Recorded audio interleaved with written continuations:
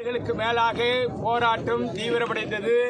1990 பாராளுமன்றத்தில் பிரதமர் VP சிங் ஆட்சி காலத்தில் காவிரி நடுவர் மன்றம் பாராளுமன்றத்திலே அறிவிக்கப்பட்டது. பெரும்பான்மை வாக்கு அடிப்படையில் நடுவர் மன்றம் ஏற்படுத்தப்பட்டது. அந்த நடுவர் மன்றம் உச்ச நீதிமன்றத்திற்கு இணையான அதிகாரம் கொண்ட அமைப்பாக ஏற்படுத்தப்பட்டு அது 2007 இறுதி தீர்ப்பு வழங்கியது. இறுதி தீர்ப்பில் தமிழ்நாட்டில் நிலத்தடி நீரை கணக்கில் கொள்ளவில்லை. கர்நாடகம் நமக்கு வழங்குகிற தண்ணீர் குறைவு என்று தமிழ்நாடும், கர்நாடகம் தமிழ்நாட்டில் நிலத்தடி நீரை கணக்கில் கொள்ள வேண்டும் என்று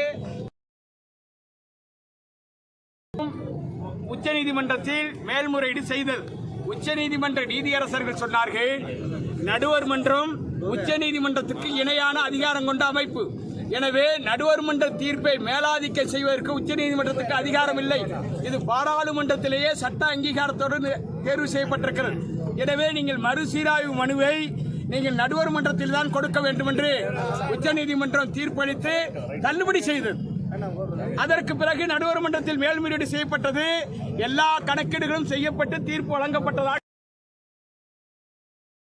2013 அம்மையார் ஜெயலலிதா அவர்கள் ஆட்சிக்கு பொறுப்புக்கு வந்த பிறகு உச்ச நீதிமன்றத்தில் வழக்கு போட்டு நடுவர் மன்ற இறுதி தீர்ப்பை அரசிதழில் வெளியிட சொல்லி வழக்கு போட்டார்கள். அந்த வழக்கு தீர்ப்பின் அடிப்படையில் நடுவர் மன்ற இறுதி தீர்ப்பும் உச்ச நீதிமன்றம் ஏற்றுக்கொண்டு மத்திய அரசு அரசிதழை வெளியிட்டு அரசாணை வெளியிடப்பட்டு செயல்பாட்டில் இருக்கிறது. இந்த